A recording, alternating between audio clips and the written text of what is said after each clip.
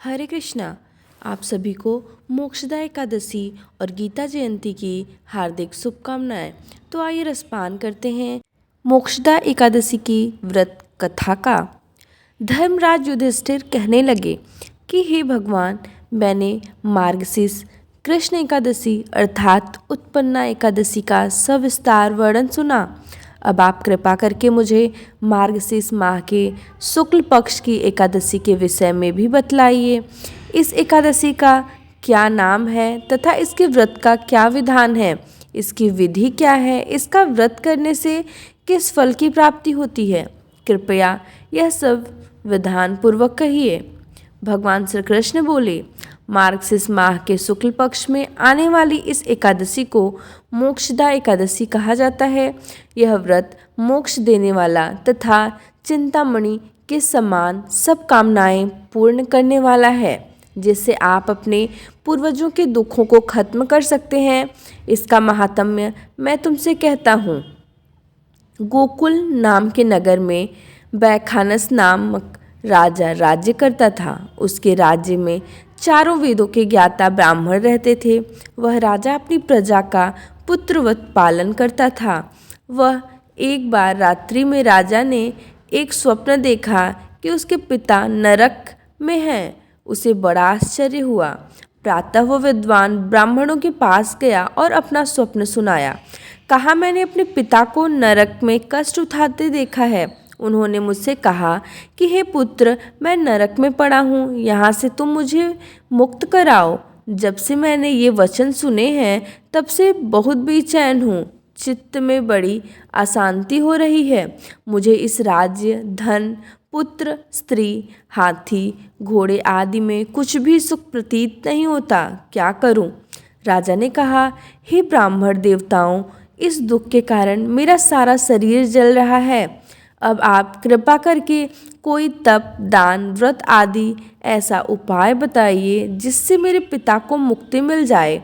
उस पुत्र का जीवन व्यर्थ है जो अपने माता पिता का उद्धार न कर सके। एक उत्तम पुत्र जो अपने माता पिता तथा पूर्वजों का उद्धार करता है, वो 1000 मूर्ख पुत्रों से अच्छा होता है। जैसे एक चंद्रमा सारी जगत में प्रकाश कर देता है, परंतु हजारों तारे नहीं कर सकते। ब्राह्मणों ने कहा, हे राजन, यहाँ पास ही भूत, भविष्य, वर्तमान के ज्ञाता पर्वत ऋषि का आश्रम है। आपकी समस्या का हल वे जरूर करेंगे। ऐसा सुनकर राजा मुनि के आश्रम पर गया। उस आश्रम में अनेक शांत चित्त योगी और मुनि तपस्या कर रहे थे। उसी जगह पर्वत मुनि बैठे थे। राजा ने मुनि को साष्टांग दंडवत किया। मुनि ने राजा से सांगोपांग कुशल पूछी। राजा ने कहा कि महाराज, आपकी कृपा से मेरे राज्य में सब कुछ कुशल है, लेकिन अकस्मात मेरे चित्त में अत्यंत अशांति होने लगी। ऐसा सुनकर पर्वत मुनि ने आंखें बंद की और भूत विचारने लगे। फिर बोले, हे राजन, मैंने योग के बल से तुम्हारे पिता के कुकर्मों को जान लिया है। उन्होंने पूर्व जन्म में कामातुर होकर एक पत्नी को रति दी, किंतु सौत के कहने पर दूसरी पत्नी को ऋतुदान मांगने पर भी नहीं दिया। उसी पाप कर्म के कारण तुम्हारे पिता को नरक में जाना पड़ा। तब राजा ने कहा, इसका कोई उपाय बताइए। मुनि बोले, हे राजन, आप मार्गशीर्ष एकादशी का उपवास करें और उस उपवास के पुण्य को अपने पिता को संकल्प कर दें। इसके प्रभाव से आपके पिता की अवश्य नरक से मुक्ति होगी। मुनि के ये वचन सुनकर राजा महल में आया और मुनि से कहने अनुसार कुटुंब सहित मोक्षदा एकादशी का व्रत किया। इसके उपवास का पुण्य उसने पिता को अर्पण कर दिया। इसके प्रभाव से उसके पिता को मुक्ति मिल गई और स्वर्ग में जाते हुए वे पुत्र से कहने लगे, हे पुत्र, तेरा कल्याण हो। यह कहकर स्वर्ग चले गए।